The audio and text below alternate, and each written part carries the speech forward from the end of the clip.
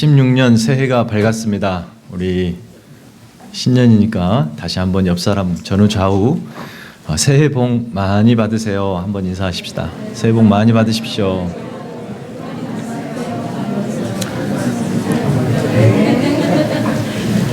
네, 새해 복 많이 받으시고 주 안에서 바라고 소망하는 모든 일들이 이루어지시기를 주의 이름으로 축원합니다.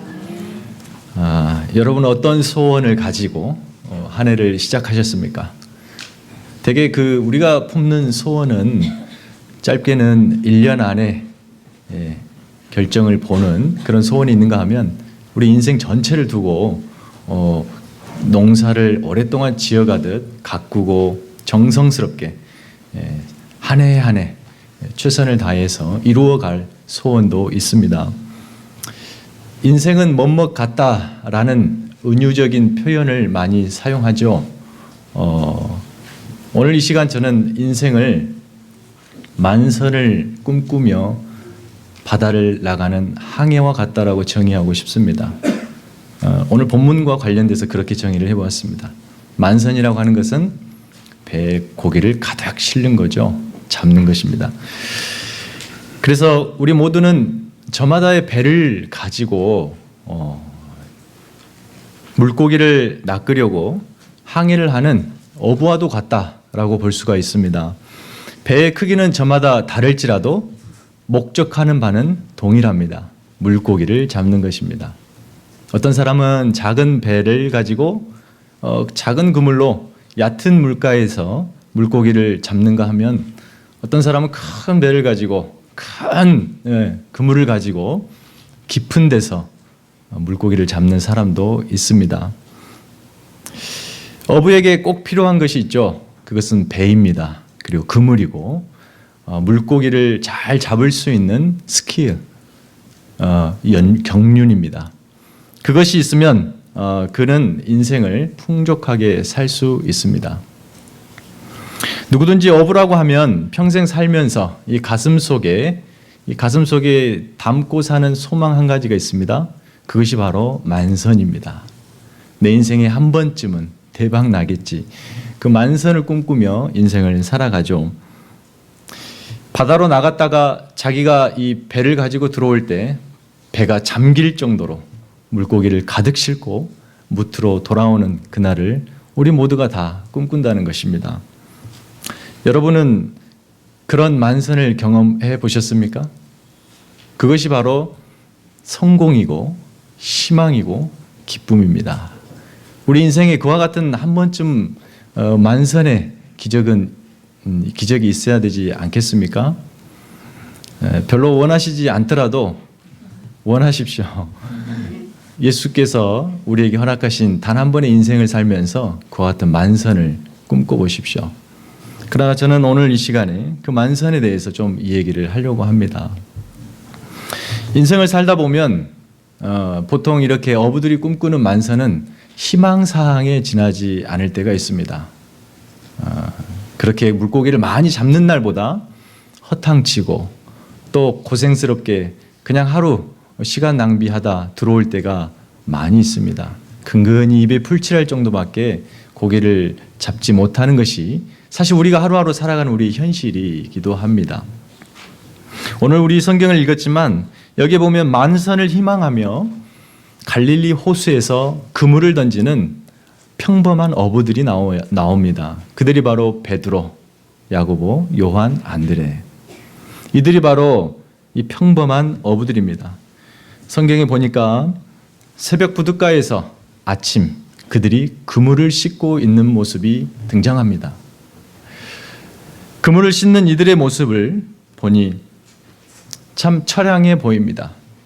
밤새 찬 바람을 맞고 그물을 던졌는데 그 그물에 고기가 하나도 없었습니다. 그리고 지금 그물을 씻고 있습니다. 자신들의 곁에는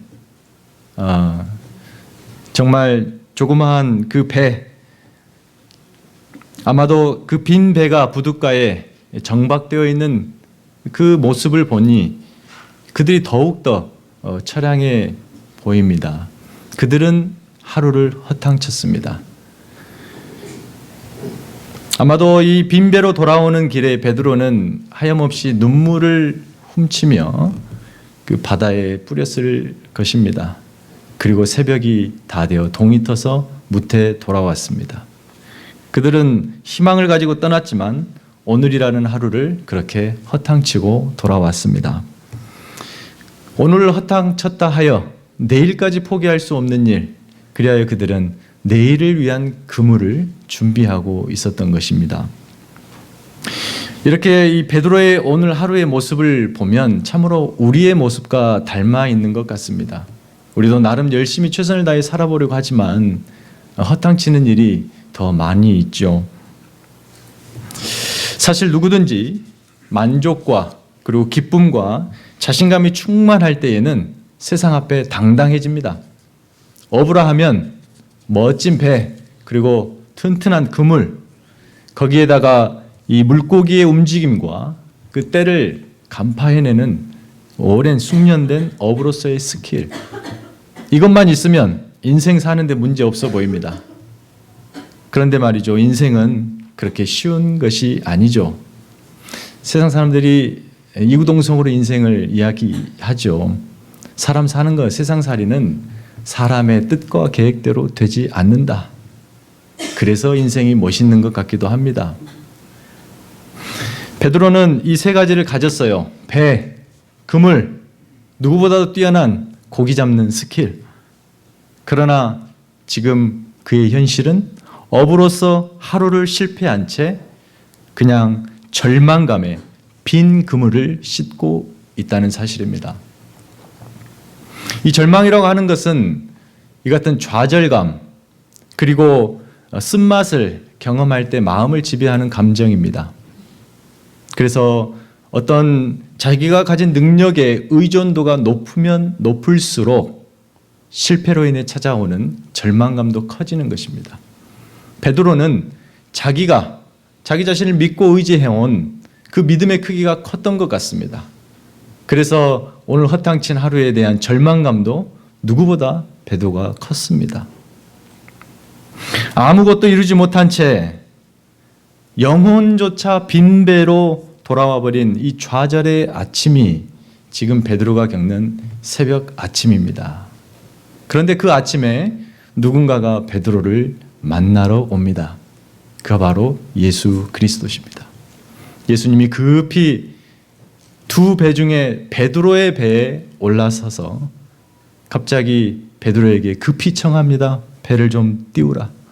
그리고 덥석 배에 주저앉으십니다.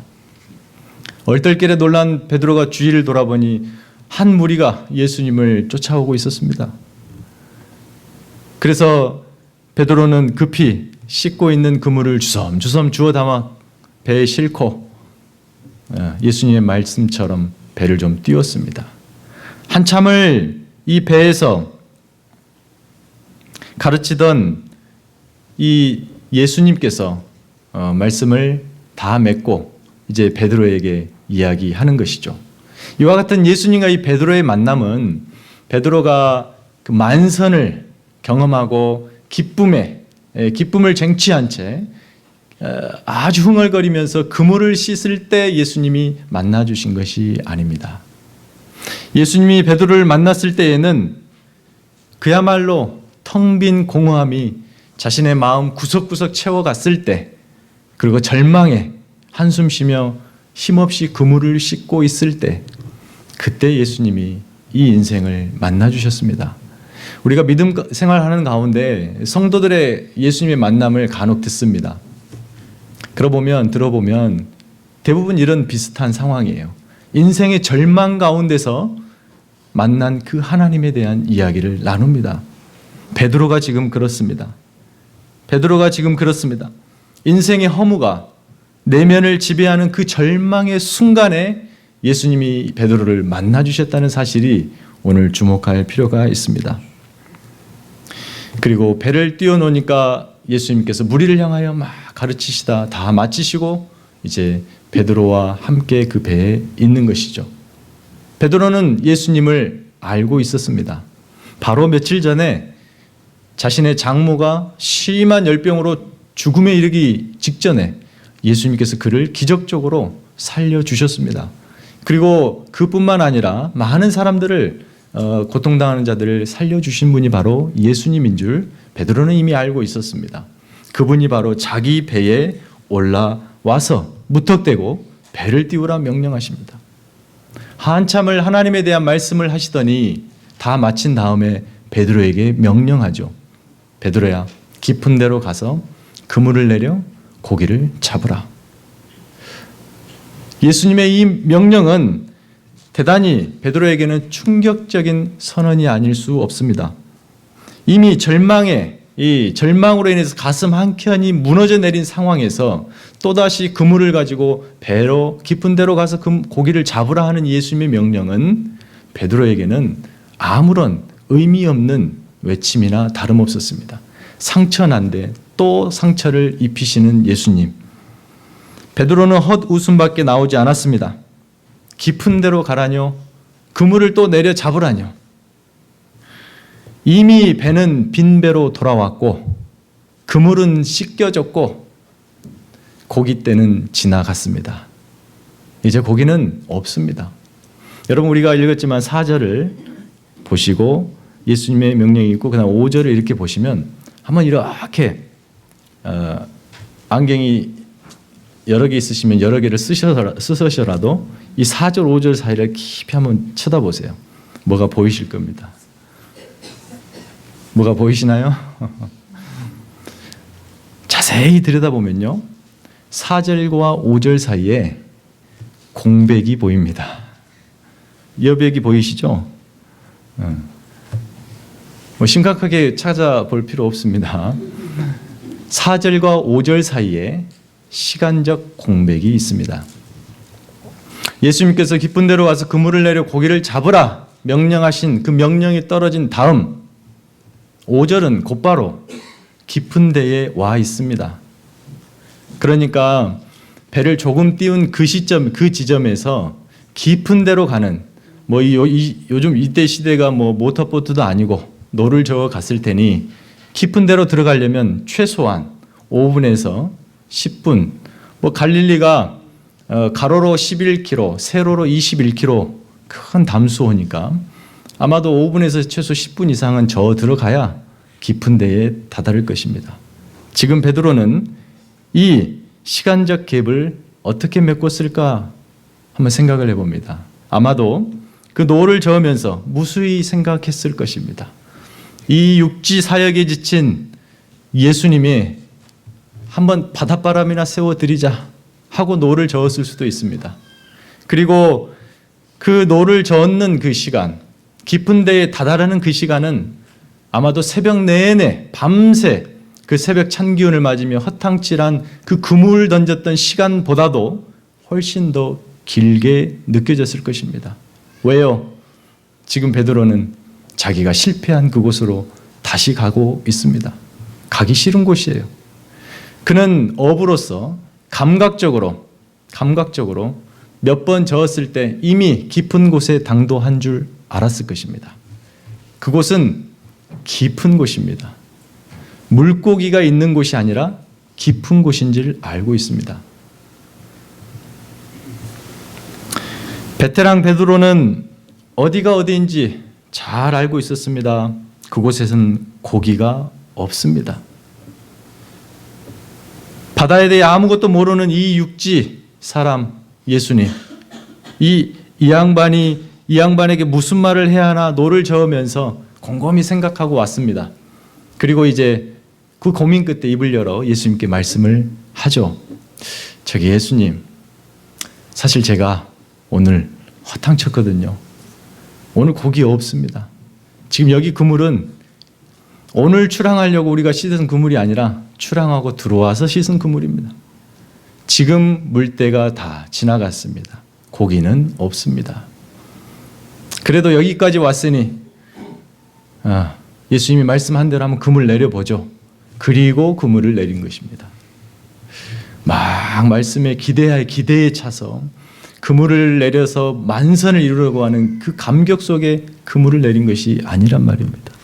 지금 베드로가 이곳까지 올 때에는 다시 한번 눈물을 삼키며 절망을 다시 꺼내들며 가슴 아픈 심정으로 노를 저으며 이곳에 다다른 것입니다. 다른 건 몰라도 지금까지 어부로서 인생을 다 걸고 습득해온 이 경험만큼은 베드로가 믿고 싶었습니다. 놓치고 싶지 않았습니다. 그래서 예수님을 깊은 곳에 데려왔습니다. 그리고 여기에서 이제 베드로가 할 일은 무엇이냐? 더 이상 상처받지 않으려면 이곳에서 그물을 내렸을 때, 그리고 그물을 올렸을 때 어떻게 해야 됩니까? 물고기가 올라오면 안 되는 거죠. 물고기가 올라오면 안 되는 겁니다.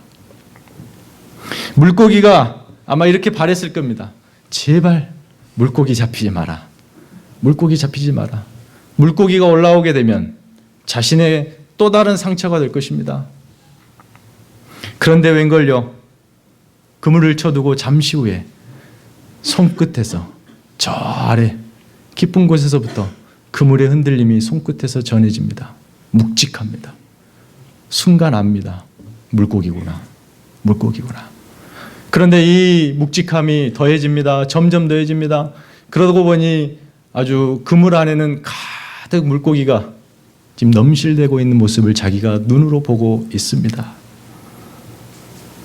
그때에 지치고 피곤했던 베드로의 영혼이 순식간에 깨어납니다. 그리고 나서 확인해 보니 자기 인생에서 경험해 보지 못했던 만선이 눈앞에 펼쳐져 있는 것입니다. 그리고 주변의 동료들을 불러 모읍니다. 그들을 불러 모아서 함께 그물을 건져 올리는데 성경에 보니까 두 배가 물에 잠길 정도로 가득 물고기가 잡혔다라고 기록하고 있습니다. 여러분, 이 얼마나 놀라운 일입니까? 아무리 발버둥 치며 밤새 그물을 던졌지만 빈배로 돌아올 수 없었던 그들의 배가 순식간에 만선이 됩니다. 힘겹게 고기를 건져 올려두고 이 비린내 나는 이 좋은 냄새죠. 이들에게는 이 비린내 나는 이 자신의 이 생선을 자신의 배에 가득 채워놓고 우두커니 그 생선들을 바라보고 있습니다. 이게 도대체 무슨 일인가? 이게 도대체 무슨 일인가? 배에 가득 찬 물고기에서 한참 동안 시선을 떼지 못한 이 베드로가 이제 예수님을 바라봅니다. 예수님을 바라봅니다. 분명 빈배가 만선이 되었으니 얼마나 기뻤겠습니까? 그런데 오늘 이 성경을 보니까 베드로는 또다시 절망으로 사로잡히는 것을 확인합니다. 그렇게 꿈꿨던 만선이 도리어 베드로에게 걷잡을 수 없는 절망감을 안겨주는 것입니다. 조금 전에 빈배가 가져다준 절망감보다 지금 이 자리 만선이 가져다주는 자기에게 절망감이 훨씬 더 컸습니다. 예수님의 이 억지스러운 말 한마디가 평생 자신이 익혀왔던 경험을 와르르 무너뜨릴 정도로 순식간에 일어난 일에 베드로는 놀라지 않을 수가 없었습니다. 분명 그물에는 고기가 잡혀서는 안 됐었습니다. 그러나 현실은 이제 고기에 가득한 만선이 자기 앞에 있는 것입니다. 지금 베드로가 보고 있는 것은 어찌 보면 파닥거리는 이 물고기들이 아니라 저 물고기를 위해서 내가 인생을 던졌고 물고기가 있을 때는 즐거워하다가 물고기가 없을 때는 슬퍼했던 자신의 그 지지리도 못난 인생살이에 예수님의 말씀 한마디에도 이렇게 만선이 가져다 준다는 사실 앞에 자신의 배와 자신의 그물과 자신의 인생의 모든 경험이 한순간에 무너지는 그 절망감에 베드로는 사로잡혀 있습니다. 순식간에 다리가 풀립니다. 무릎이 주저앉습니다. 말할 기운조차도 잃어버릴 정도로 심각한 충격을 받았습니다.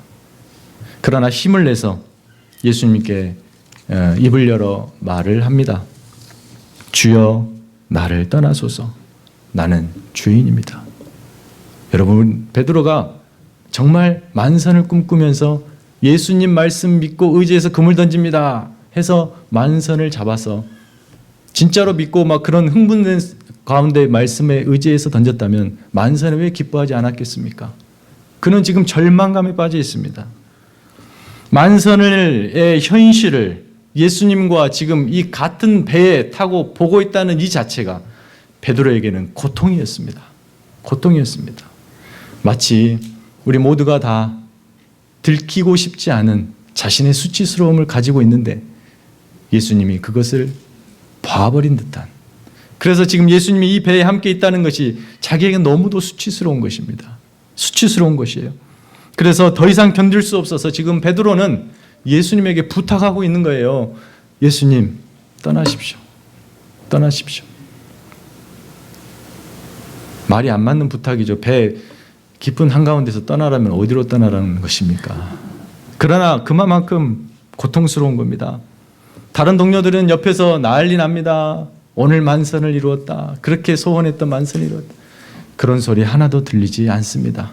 지금 베드로는 그저 수치스러운 자신의 치부를 예수님께 보여드려서 너무도 고통스러웠습니다. 여러분, 사실 우리 크리스찬들이 진짜 인격적으로 예수 그리스도를 구주로 만난 분들의 경험은 제일 먼저 느끼는 경험이 그거죠. 주 앞에서 그 죄인됨의 느낌. 나는 하나님 앞에 죄인이다는 사실. 그것 때문에 저녁 내내 눈물 콧물 쏟으며 뒹굴며 운다는 이것이 믿어지죠. 베드로가 지금 그런 상황이에요. 모든 것을 다 주 앞에 노출시켜버린, 무장해제 당해버린 이 베드로가 자기가 싫은 겁니다. 자기가 그렇게 살아온 삶이 싫은 거예요. 그런 베드로를 향해서 예수님이 말씀하십니다. 두려워하지 말라. 두려워하지 말라. 네 인생 그렇게 절망으로 끝나지 않는다. 이제 네가 사람을 낚을 것이다. 이 예수님의 말씀은 이 절망으로 가득 차서 그냥 바다의 깊은 곳에 빠져 죽고 싶은 이 베드로를 충분히 어루만지시고 일으켜 세워주시는 능력의 말씀이고 부르심이었습니다. 이대로 네 인생이 끝나지 않는다. 너를 통해 많은 영혼을 건져 올리겠다라고는 예수님의 부르심인 것입니다. 그렇게도 기대했던 만선을 만났는데 그것이 가져다 준 것은 베드로에게 오히려 영혼의 기쁨이 아니라 절망감이었다는 사실 앞에 모든 것이 무너진 지금 이 상황에 그를 향해서 예수님께서는 절망이 아니라 네 인생에 희망이 있다. 희망이 있다. 새로운 희망으로의 부르심이 그물이 되어서 절망 가운데 허덕이는 베드로를 건져 올리고 있는 이 장면을 여러분 기억하시기를 바랍니다. 사람을 낚는다. 나는 어부인데 지금 이 순간에는 예수님의 이 말씀이 100% 어떤 의미인지 아직은 모를지라도 이제는 말씀에 의지해서 그를 따르려고 결심해 봅니다. 그들이 무트로 돌아옵니다. 배에 가득 물고기는 그냥 내버려 두고 당장 예수님을 따라 나섭니다. 이 육지의 베테랑, 이제 육지의 베테랑 예수를 따라가는 촌뜨기 어부 베드로가 예수님의 뒤를 따라가는 모습으로 11장은 마무리됩니다. 11절로 마무리됩니다. 사랑하는 성도 여러분, 이 베드로의 배는 평범한 배였습니다. 그러나 이 평범한 배, 그의 목적은 물고기를 낚는 거였죠. 그런 베드로의 배, 그래서 베드로에게 있어서 고기는 양식을 의미했고 배와 그물은 이 양식을 낚는 수단이었습니다. 그냥 물고기 잡는 배였습니다. 평범한 그 배에 예수님이 오르십니다. 그 예수님이 오르시고 이제 베드로를 향해서 배를 띄우라 말씀하십니다. 이제 베드로의 배는 더 이상 물고기 잡는 배가 아닙니다. 이 배는 베드로의 영혼을 상징하죠. 베드로의 영혼의 배에 예수께서 오르셨을 때에는 이제 더 이상 베드로는 어부로서 사는 것이 아니라 주와 함께 주의 제자로 사는 배의 가치가 바뀐 경험을 한 것입니다. 이제 베드로의 배는 물고기 잡는 자리가 아니라 예수님의 말씀의 선포의 자리가 되었습니다.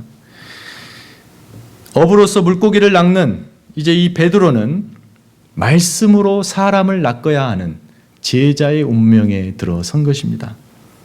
우리 11절에 그들이 배들을 육지에 대고 모든 것을 버려두고 예수를 따르니라. 모든 것을 버려두고, 이 마지막 말 모든 것을 버려두고, 지난 송구영신 예배도 말씀드렸지만 이 장면은 모든 것의 끝을 의미합니다. 모든 것의 끝이면서 다시 한번 모든 것의 시작입니다. 모든 것의 끝이면서 모든 것의 시작이다. 도대체 무엇이 끝난 거고 무엇이 시작되었나? 바로 예수 없는 빈배로 살았던 어부의 삶이 끝나고 예수와 함께 만선을 꿈꾸는 제자의 삶이 시작되었습니다. 고기가 있을 때 기뻐하고 없을 때 슬퍼했던 지난날의 그런 수치스럽고 창피했던 그 날에서 이제 생명을 낚는 영광스러운 난로의 바뀜, 시작, 그것을 의미했습니다. 배와 그물과 자신의 경험을 의지해서 살았던 지난 날에서 그것을 끝내고 이제는 말씀에 의지해서 말씀으로 사람을 낚는 참된 주의 제자로서의 시작이 된 것입니다. 이것이 바로 예수의 부르심이 갖는 의미이며 예수께서 배에 오르신 목적이었습니다. 사랑하는 성도 여러분, 이 말씀이 2016년 신년주일 우리 헬리팍스 교회에 하나님이 허락하신 말씀인 줄로 믿습니다. 예수께서 한 배에 오르시니 바로 누구의 배가 아니라 여러분의 배입니다. 여러분의 배에 예수께서 오르셨습니다. 그리고 말씀하십니다. 배를 띄워라. 그리고 또 말씀하십니다. 깊은 데로 가라. 그리고 또 말씀하십니다. 나를 따르라. 이 본문에는 없지만 다른 마태 마가에는 있습니다. 나를 따르라. 여러분, 예수님을 따른다는 것은 꼭 이 베드로처럼 모든 생활의 터전을 다 버려두고 포기한 채로 예수님을 따른다는 꼭 그것만을 의미하지는 않습니다. 예수를 따른다는 것은 예수님과 함께 인생을 걷는 것을 의미합니다. 거룩한 부르심을 그분과 함께 순종하며 걷는 것을 의미합니다. 지금까지 생명을 준다고 믿었던 물고기를, 그리고 그것을 잡기 위해 살아온 인생에서 이제 떠나 예수님의 말씀을 의지하고 물고기가 목적이었던 그 삶을 포기하고 하나님을 목적으로 하는 삶을 사는 것, 이것이 바로 예수와 함께 사는 것입니다. 공허와 절망을 안겨다 줄 세상 것으로 영혼의 배를 채우는 것이 아니라 그 생명으로 영혼의 배를 채우는 제자의 삶, 그 부르심, 사람을 낚는 어부, 바로 그렇게 사는 것이 예수와 함께 사는 부르심인 것입니다. 이제부터 배에 오르신 예수님으로 말미암아 우리가 살아가는 삶의 이유와 목적이 달라졌다는 사실을 기억하십시오. 이야기 하나를 드리고 말씀을 맺으려고 합니다. 조선왕조의 25대 왕이 철종입니다. 그에게는 아들이 없었습니다. 왕위 계승이 안 되죠. 조선시대 왕위 계승을 하는 방식이 아들이나 형제가 없었을 때에는 종친회에서 종친이 결정을 합니다. 그리고 종친회에서 결정된 왕이 26대 왕 고종이죠. 그의 아버지가 흥선대원군입니다. 그런데 이 서열상 종친에서 이 경원군이라고 하는 이 아들이 고종보다 앞서는데, 고종이 왕이 될 때에는 그에게 아들이 없었습니다. 그리고 고종이 왕이 된 12살 이후에 아들이 하나 태어나죠. 그의 이름이 이재형입니다. 그래서 이 이재형은 어떻게 보면 일찍만 태어났어도, 몇 년만 일찍 태어났어도 왕의 자리에 오를 사람인데 그러지 못하고 평생 왕손으로 남지요. 이재형이 얼마나 똑똑했는지 26세에 과거 합격합니다. 그리고 고종왕은 그에게 군수직을 하나 주죠. 그 즈음에 일본과 대한제국이 한일 외교조약, 그래서 을사조약에 부당한 조약을 체결한 것을 보고 나라가 어려움에 빠졌다라는 생각에 이 이재영은 왕손으로 받는 모든 특혜를 다 내려놓고 평민으로 돌아갑니다. 그리고 자기의 땅을 아내에게 물려주고 모든 재산을 정리하고 한몫 두둑히 들고 방랑 생활에 오르게 되죠. 그 방랑길 가운데 이제 새해가 돼서 조상들의 묘에 가서 성묘를 하러 갈 때 마부꾼 하나를 구합니다. 그 마부꾼 이름이 엄귀현입니다. 그 엄귀현은 예수 믿는 사람이었어요. 그래서 왕손인 줄 알고 그를 이렇게 말에 태워서 이렇게 가는 중에 이분에게 왕손인데 예수님을 좀 전해봐야 되겠다 하고 이렇게 말합니다. 나으리, 예수님 한번 믿어보십시오. 그러니까 이 이재영은 이 서양 귀신 예수를 말하는 자체가 기분이 나빴습니다. 그래서 이 불만에 섞인 말로 이 엄귀현에게 되묻습니다. 에이 친구야, 이 사람아, 예수 믿는다고 뭐 달라질 게 있어? 예수 믿는다고 자네 그 마부꾼의 신세가 어떻게 달라져? 벗겨져? 이렇게 묻습니다. 그러니까 엄귀현은 그렇게 왕손이 그 정도로 화를 내며 얘기했으면 그만둬야 할 텐데 다시 한번 이야기합니다.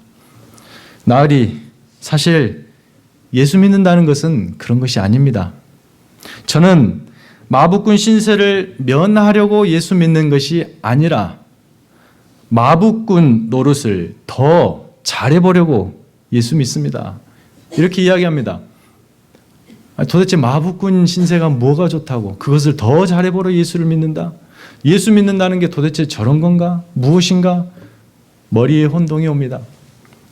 그 상황에서 이제 호주머니에 여비가 다 떨어져 갈 때에 부인에게서 서신이 하나 날라오죠.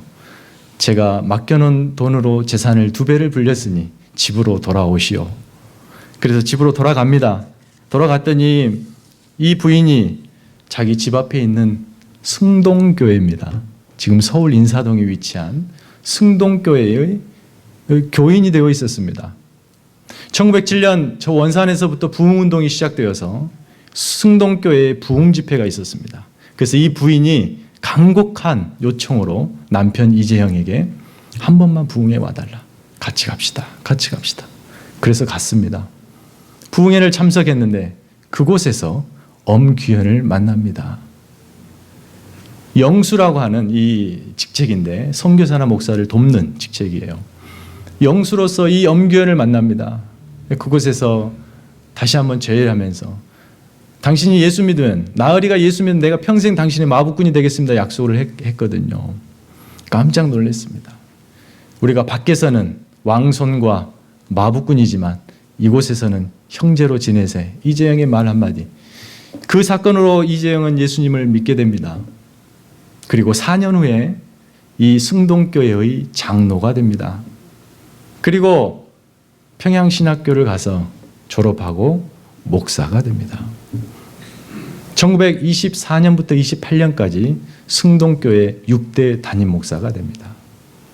그리고 47년에 향년 77세로 세상을 떠나죠. 그를 가리켜 최초로 목사가 된 왕손 이렇게 칭함을 합니다. 왕이 될 뻔한 그가 목사가 되었습니다. 그는 평생을 자신의 무보수로 사역하면서 모든 재산을 털어서 가난한 자를 돕고 유학생에게 유학자금을 대는 놀라운 일을 했습니다. 그런데 그가 예수를 믿을 수 있었던 계기는 바로 충격적인 말 한마디, 엄귀현의 마부꾼 신세를 면하려고 예수 믿는 것이 아니라 마부꾼 노릇을 더 잘하려고 예수 믿는다라고 하는 이 말 한마디에 예수를 믿게 되었던 것입니다. 사랑하는 성도 여러분, 예수께서 이 베드로의 배에 오르신 목적, 그 결과를 우리가 오해해서는 안 됩니다.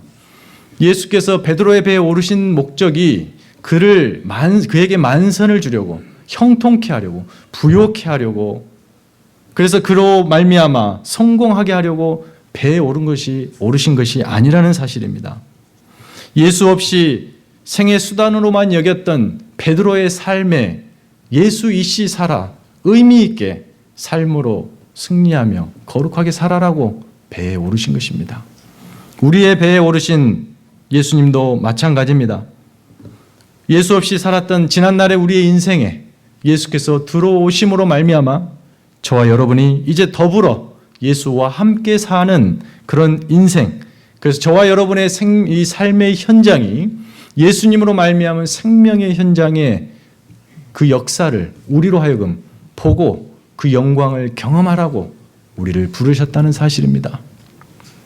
고통스러운 삶의 자리를 떠나게 해주시고 회피하게 해주시고 해결해 주시려고 우리를 찾아오신 것이 아니라 그 고통스러운 자리에서 크리스찬답게 성도답게 예수를 믿는 믿음을 가진 믿음의 사람답게 피하지 않고 도망치지 않고 비겁하지 않고 정정당당하게 하나님의 말씀을 붙들고 승리하며 살아라 라고 명령하시고 부르시기 위해서 우리의 배에 오르셨다는 사실입니다. 여러분의 삶의 처지를 비관하지 마십시오. 그 자리는 예수가 오르시면 생명의 자리가 됩니다. 기억하시기를 바랍니다. 그것이 바로 예수께서 저와 여러분의 인생의 배에 오르신 까닭이라는 사실로 오늘 2016년을 힘차게 주와 더불어 살아가는 저와 여러분 되시기를 예수 이름으로 축원합니다. 기도하겠습니다.